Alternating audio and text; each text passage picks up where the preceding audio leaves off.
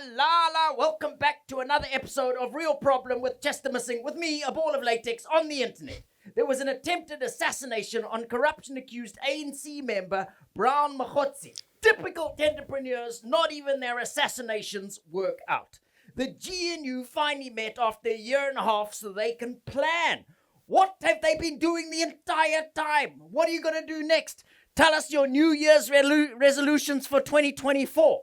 We've had 2 commissions going on, and it's like a TV series. If you miss one episode, you come back and you have no idea what is going on. Someone is screwing their cousin. No, hang on. No, that's Game of Thrones. I'm kidding. Shadrack Sibiya is not screwing his cousin. He's screwing all of us. And to explain it all, we've got one of South Africa's top political journalists. It's Tara Roos. So you work in Parliament. I do work in Parliament. I am the parliamentary correspondent for the Business Day. So you must have a PhD in smelling lies.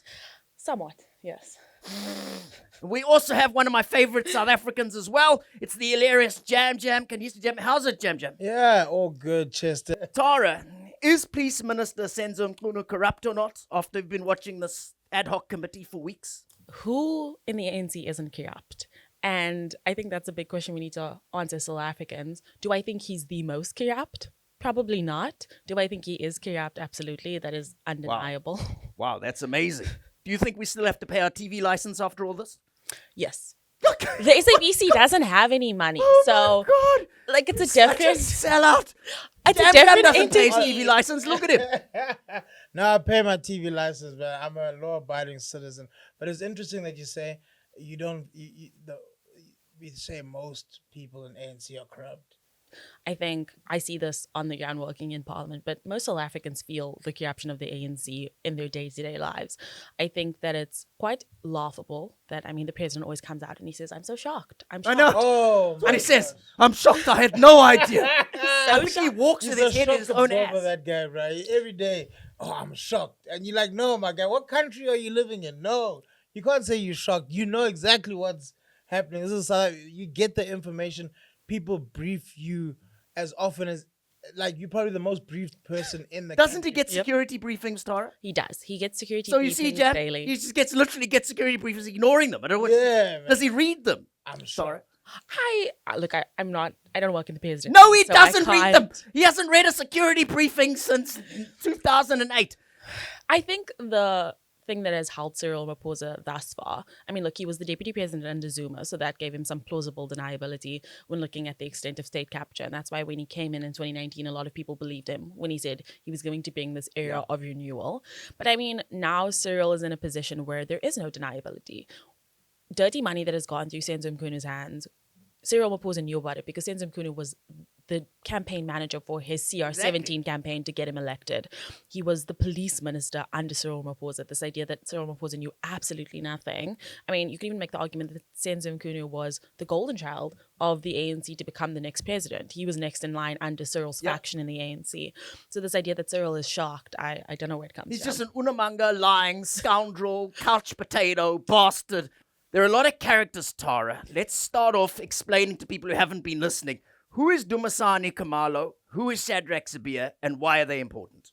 So the long and the short of it, the main character in this is Lt-Gen Mkhwanazi. He had come forward on that infamous July press conference to say there was this team called the Political Killings Task Team. It was unlawfully disbanded, and this is an issue for South Africa. So we have Fani Masemola, the National Commissioner, so he is the head of SAPS. Yep. Then you have Shadrack Sibiya, he was formerly in the city of Joburg, he was also at SAPS. And then you have General Khumalo, who worked with Lt-Gen Mkhwanazi. You also have Senzo Mchunu, former Minister of Police. Got it. So essentially, the central conflict comes in as, what is the duty of the Minister of Police? What oversight does he have? What is the oversight of the National Commissioner?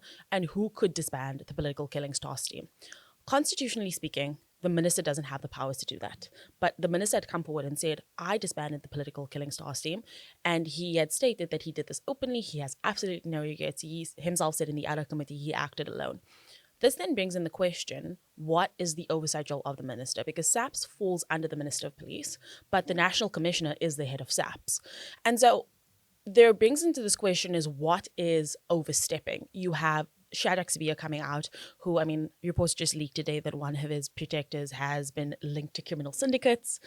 And he used to be in the city of Joburg, and he was infamously let go like 4 times because of corruption. And somehow he just got back in. It's absurd. into a higher position of power. Like he came back better off. Isn't that The insane? more corruption you do, the better off you are, bro. And what is Wow, really you sound like you know that, like from experience. Hey. The level of confidence you said that with was exceptional. Because this week, Tara, Dumisani Kamalo threw Shadrack Sibiya under the bus, then drove the bus back over him, and now parked the bus on top of him. What happened? So Shadrack Sibiya is in a really uncomfortable position. Look, honestly, it's in my personal I have a hand view. in my ass, so that's a very relative. I would argue. But then again, you work at Business Day, so you know what it's like. Hey. I'm joking. Keep going. I love my job. Please don't fire me. But I think that Shadrack Sibiya is in a very difficult position because he's openly lying to the South African public, and we can tell that he's lying.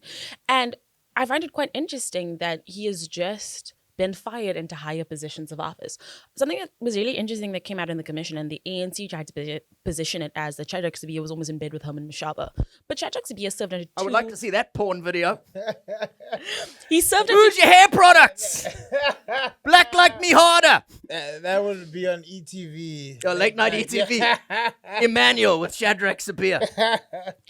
A lot of people are talking about the fact that he served in the city of Joburg under Herman Mashaba, but no one is talking about the fact that he was also there under Umpopalatse. Shadrack Sibiya was under 2 DA mayors. And I think that is something that is like... No one points that out. I didn't know that. I literally just learned that fact now. Yeah, under 2 DA mayors. And it was very contentious because when he was under Umpopalatse in the city of Joburg, that was when that whole contention of he was let go from SAPS, but then they were letting him back in because the court case got dismissed, and it was an entire kerfuffle. And the city of Joburg had openly come out and defend Shadrack Sibiya. And so the DA has actually been largely quiet. DA defended Shadrack Sibiya while he was being a scumbag.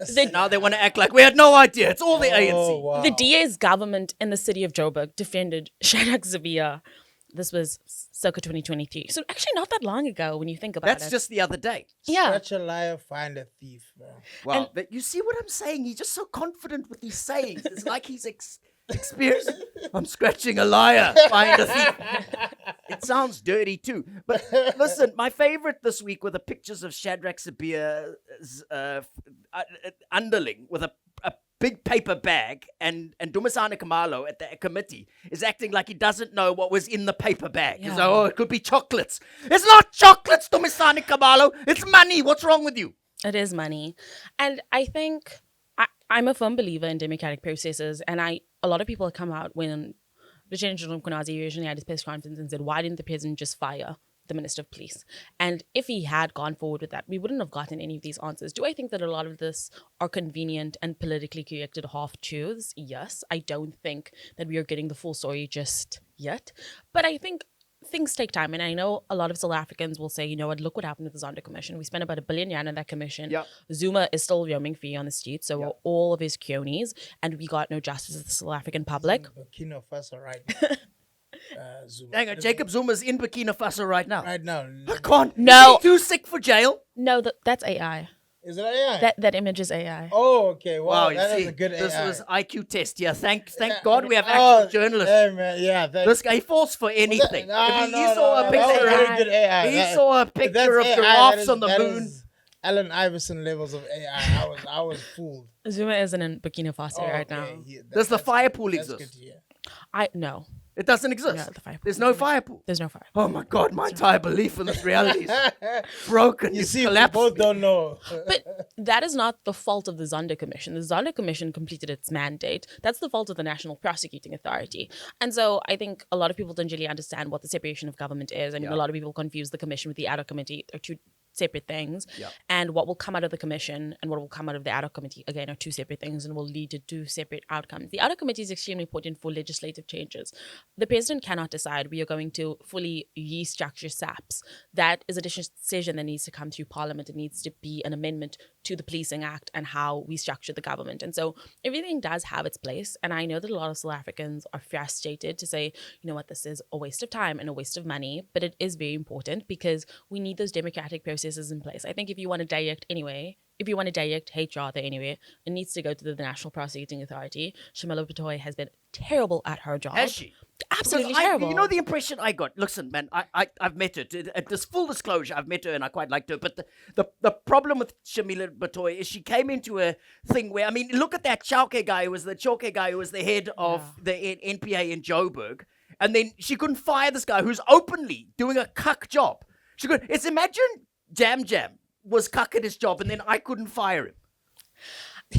What? Not like I'm paying him anyway, so I Hey, can't. we're nominated in the same category. I know. I can't be that guy. At the Timu Saftus. But I mean, didn't she walk into a situation where it was impossible for Shamila Batoy to do her job? Or do you think she still has failed? I think that she has failed. Do I think that there are a lot of circumstances in place that have made her job difficult? Yes. But if you cannot do your job, then leave. I don't understand why she's collecting a state salary and not being able to fulfill her role. You could make the argument that, you know what, she's in a very difficult position or her life could be in danger. We've seen how political killings happen in South Africa. And I completely agree. But Shamila Batoy has state security. Yeah. She has protectors. This idea that she is this completely helpless individual who is put in this difficult position. She's the head of the National Prosecuting Authority. The fact that we have not seen one single state capture conviction happen, I think it's absolutely laughable. Spectacular failure on behalf of our justice system. We have state capture court cases getting thrown out of court because they haven't submitted the right paperwork. Like, they're not a startup law firm. This is the national. No, it's the National Prosecuting Authority. The fucking madness. It's like the head of SABC forgetting to pay their TV license. Yeah. Listen, we love Gen Mkhwanazi. We do love him because he opened all these, like a Zulu superhero. Shame, do other people have a superhero? Yeah, Wakanda forever. Oh, lies! Lies! You've got Bantu Holomisa is what you got. What language do you think you were speaking in Black Panther? Oh, please, they just appropriate. That was cultural appropriation by some Americans. That was Xhosa. Oh my God, then Wakanda. Where in the Eastern Cape is Wakanda? We can't tell you. Oh my God, it's a secret. It's not outside King William's. It's a secret among Xhosa people, but I've seen Wakanda. I've seen all the things that they are to see at Wakanda, and yeah. Is that where you left your wardrobe for today? In your room in Wakanda? Chester. Yeah, you're having a go at me today. No, but I love you. That's why you're here. Do you think Mkhwanazi's, will to get all this information out is out of him wanting to do his job properly, or do you think there is any influence or, sort of some people sort of influencing him? Is he corrupt? Is that what you're asking? Yeah. That's a great question, JamJam. I've got a lot of hate on the internet for saying this before. Oh, then say it. This is where the hate comes. We love hate. We're ready for it. We'll take those trolls on foot. Going down, Tara. Say it. And this is not me, I think, making any allegations against General Mkhwanazi, but just as someone who has listened to the testimony and followed the commission and the ad committee very closely, I do think that there are certain inconsistencies in his story. And I'm not saying that he's wrong. Look, is there corruption at SAPS? Absolutely. Yes. Do I think that he did this out of, like, he just woke up one day and he had an epiphany and he was like, I need to inform the South African public? No. I think that General Mkhwanazi saw what was going to happen. Fani Masemola was going, his tenure as National Commissioner was going to end, and he saw Shadrack Sibiya most likely going to be promoted to become National Commissioner, and he didn't want that to happen. And I think, and look, Shadrack Sibiya said this in the ad hoc committee, and it's probably one of the only truthful things that he said, is that he thinks that in his personal view, because Mkhwanazi was acting commissioner, he saw that Sibiya was going to become commissioner once Fani Masemola left, even though Sibiya himself said that he had no intentions of campaigning himself to be national commissioner. If the job was offered to him, he would take it. And he thinks, in Shadrack Sibiya, what he had said in the ad committee was that, he thinks that Mkhwanazi himself wants to be national commissioner. And I think that there might be a little bit of truth to that. I'm sure there's truth to that. And this is not to say that it makes anything that Mkhwanazi has said invalid. I think Mkhwanazi saw, I have been, because he's a lifelong career politician, not politician, policeman. And so. Lies! Freudian slip. He was there wearing a beret like his EFF lights. He's a career policeman, and I think to him, he was like, I have stood by and kept quiet for so long, seeing these unlawful processes happening, seeing this corruption happening. I'm finally going to speak the truth. But I think it's quite telling. He said that in the Zuma era, that was the most political interference he had ever seen in his entire life. But we didn't get a press conference from him. No. We didn't. No. When It Nadim wasn't. Tetwa- That is such a nail. Ooh. When That Na- is such a burn. When Nadim Tetwa was police minister, Mkhwanazi had said that was the most political interference he had ever seen happening from the police ministry. And there was absolutely nothing coming from General Mkhwanazi. So why not speak up then? And you can make the argument that he would have been silenced. You can make the argument that, you know what, like Shamila Batoy, all these things were happening to him. But I think General Mkhwanazi has appeared before the Portfolio Committee on Police on multiple occasions. He was there in March of this year. He was back again in April. Why not bring it forward in the Portfolio Committee? Why not go to the Portfolio Committee chairman, Ian Cameron? Why not speak to the president directly? And so I think that South Africans love this idea of a political hero, and they love to paint everyone. You're either a villain or you're a hero. You're either good or bad. And I think that politics is very nuanced in that good people can also do bad things. Bad people can also do good things.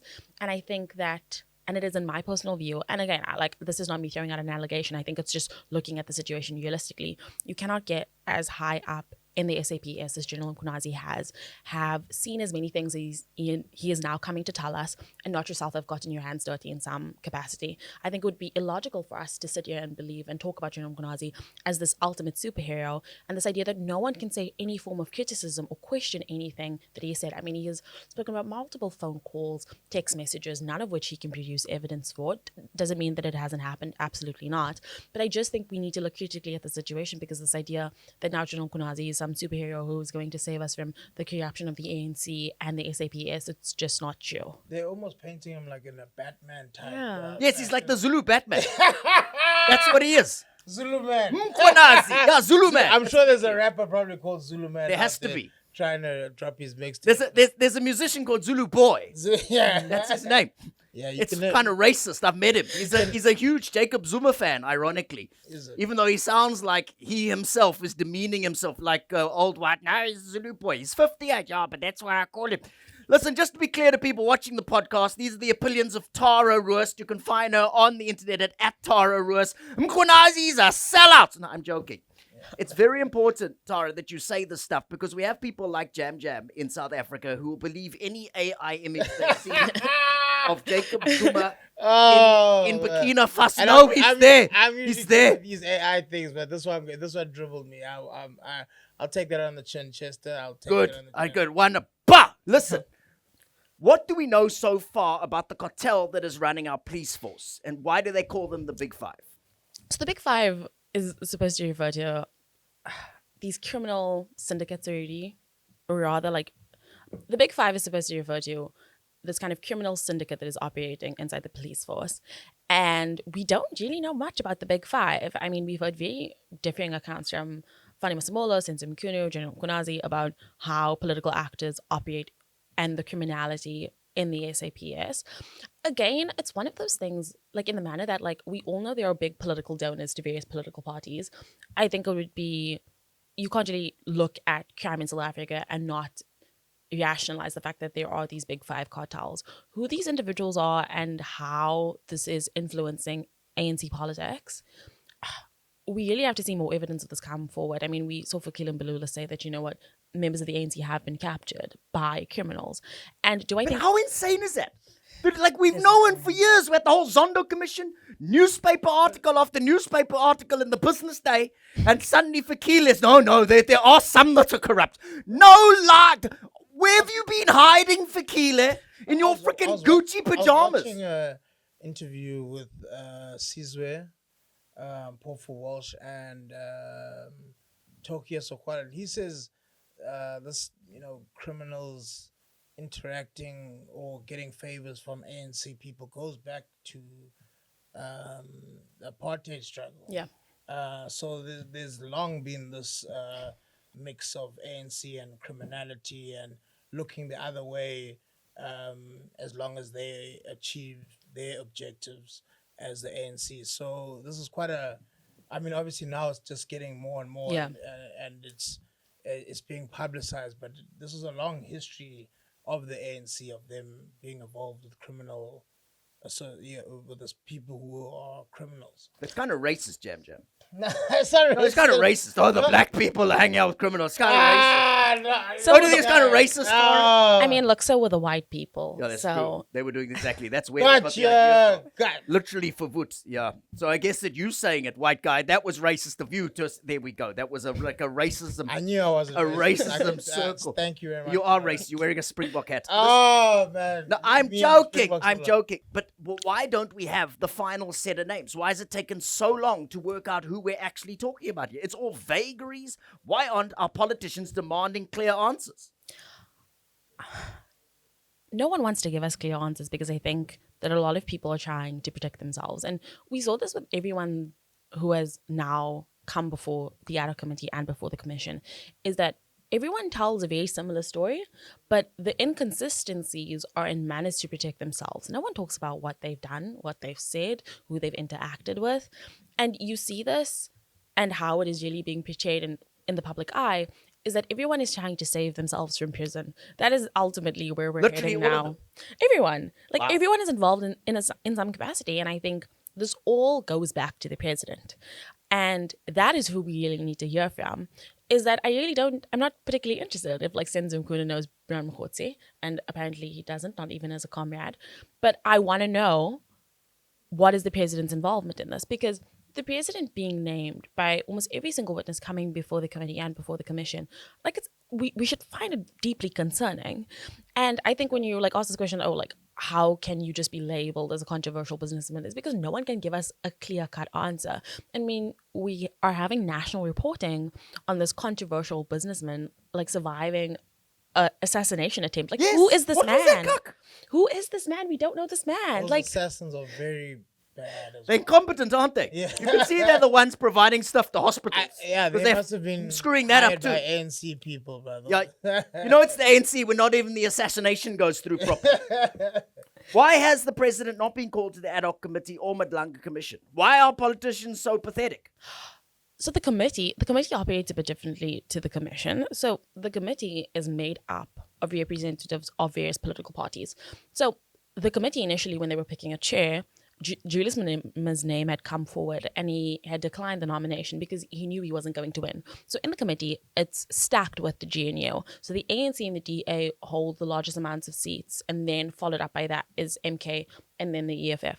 And so I think it's very unlikely that the president will be called before the ad hoc committee. I don't think that even the DA members will vote to have the president come before the ad hoc committee because they had finished in the original terms of reference, they had called 6 original witnesses. Those 6 witnesses have already testified, and they've now moved on to an additional 7. And so they had an opportunity to add the president's name there, and they didn't take it. And I don't think that it's very likely that the president will come before the committee. He could come voluntarily. He could say, you know what, I want to tell the South African public my truth. That's not going to happen. You think he's going to do that, Jam? Yeah, that You would think never- he'll ever do that? No, he hates accountability. Cyril Ramaphosa hates accountability. Yeah, that's true. way He would appear. Almost as much as he hates actually putting money in the bank. He could come before the commission. I think that's a likelihood. But again, Thabo Mbeki got called before the Zondo commission, and all Thabo Mbeki said was, I don't recall. Oh my God. That's all he said. He was like, Oh people had asked him, like, I did you... deal with this cock? I don't recall. Of course you don't don't recall. recall. Like a white lady having to explain what happened during apartheid. Like Gary Player explaining what he was doing in the late 60s. Oh, I don't remember supporting apartheid. Okay, Futsak, okay. shut up, Gary Player. Did you see that cock where he said we must cancel BE? I did. Just as I say, disgusting. Give me 5 more years before we cancel BE. Oh my God. Give me 5 good years to see if I Jam can wants a gap. before I can sort myself out. If I don't sort myself out with 5 years, then we cancel. Tara, don't you know any of these criminals who've come to the committee? Maybe Shadrack can set him up with a tender. Because that Vusi Musikat Matlala obviously doesn't have the medical tender for the police. Maybe he can get it. Look at him. He's can fill out a tender for. I think he's black. yeah. Don't let the Springbok hat last throw you time off. last time I checked, that black, dark and lovely. I don't know. You might just be a very well-tanned guy from East London. Oh, Chester, no. So listen, Tara, this thing that these DA politicians in particular won't call the president, and the ANC politicians too, quite frankly, isn't that just state capture? This is insane. The commission and the committee itself look like they're captured. That's like Glade having a shit-flavored air freshener. It does absolutely fuck all. I wouldn't necessarily say that it's captured, but look, I think the DA... Because they won't... Let me explain why I'm asking so you can answer. The reason they won't call the president is partly because they are now in with the GNU. That John Steenhuisen's job relies on them not shaking the GNU boat too much. So they won't call onto accountability their principal because they're basically the fourth part of the tripartite alliance. I think the DA's positioning right now, for me personally, I just don't understand. I mean, we're a year into the GNU.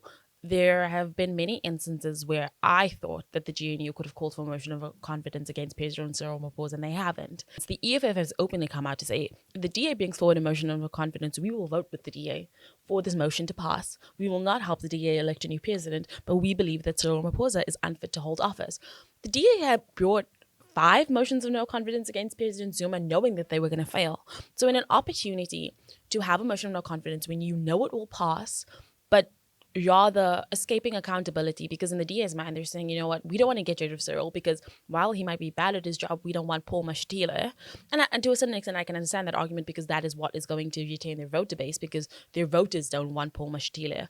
Did you see the meeting, the secret meeting that they had this weekend? Hey, man, that looked like a good time, man. What the hell was that? That looked like a pre-December get. Oh, that's what they're starting. Yeah, they're planning their December holiday. That looked like a planning committee. It's definitely a planning December, committee for drinks and of course when you December for the ANCs, of course, when you cancel political killings task teams, isn't it? 31st of December is the day you do that, isn't it, Tara? So it was a GNU leaders retreat. It was at the cradle of humankind. Why this happened a year in, I'm not particularly sure. To answer your question, I agree. I think that the DA has to a certain extent gotten comfortable. But I think for the DA, they know that if they elect Paul Mashatile, the DA is gone because the RET faction in the ANC will rise and they will most likely go into a coalition with the ANC or MK. But I really do beg the question, like, what is a means to an end? Because I think the DA will come out and say, you know what, we're doing what is in the best interest for the country and what we think will bring the most stability for government. But then when do we hold the ANC accountable? Because that is what the DA had campaigned on for 20 years when they were the opposition. Is that we are here to hold the ANC accountable. So where is the accountability now? I thought the GNU retreat was really interesting. Like when they had released that picture, I was like, where are the women? There are no women. That was my first There question. are no women in the GNU Like leadership. lads on tour kind of vibe. It was. Old lads as well. Only the gents can go on this tour. That's what it's finally the men's meeting happened. Yeah.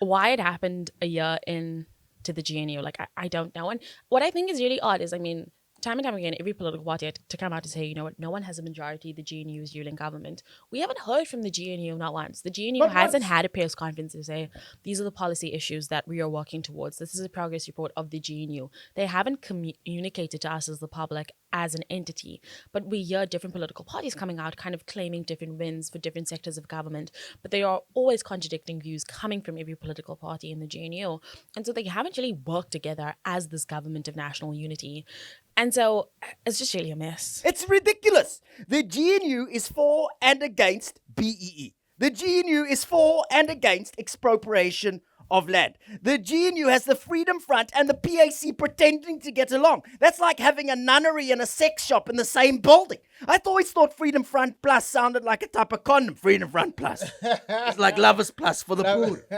Isn't this just the ANC getting all their opposition to just acquiesce and be on board with their bullshit? I think that in a coalition. So firstly, I don't think that it's a GNU. I think that it's an ANC and DA coalition. And I think every other political party there is just as decoration. But I think it is natural for coalition partners to disagree. And there are many things that the DA and the ANC agree on. I think that on paper, when you look at the DA and the ANC, they agree on a lot of things. I think that there are just these large-scale issues that they disagree on. My contention to that is, though, this should have been worked out before the time. The GNU has a statement of intent about how they're supposed to deal with their issues that hasn't been implemented. The DA had campaigned on this idea that if the EFF or MK had to come into government, it would be a complete and total collapse, that we would have this doomsday coalition. But what has the GNU done for the South African public? We've seen 1% economic growth. We have 1% economic growth on a 40% unemployment rate. Like, it's almost a 60% youth unemployment rate. So we look at, like, what is the socioeconomic state of this country, it is deeply concerning to see that the government at large cannot get its shit together. We've run out of time. Let's end on this. If Ramaphosa goes to the ad hoc or state capture committee, what do you want to ask him? Do you know Brown Mkhwanazi? Oh, Question number one. is that the main question? Do you know Kat Malala, and to what extent is your involvement with them? Like, that would be question number one. Question number two would be, did you know about the disbandment of the PKGT? And what is your view on that? Like, that would be my two most pertinent questions to the president. Can I tell you my questions? Yeah. I'd ask him, listen, puppet to puppet, Cyril Ramaphosa, when you're done being president, will Johan Rupert put you back in the suitcase? Oh, burn in your face. You guys were fantastic guests. Thank you very much for coming through, Tara. You were a genius, absolutely wonderful guest. And you, JamJam, you did what you could. It's been great having you. Please like, share, and subscribe. This was Real Problem with Chester Missing. I'll see you guys later. Bye. Futsak.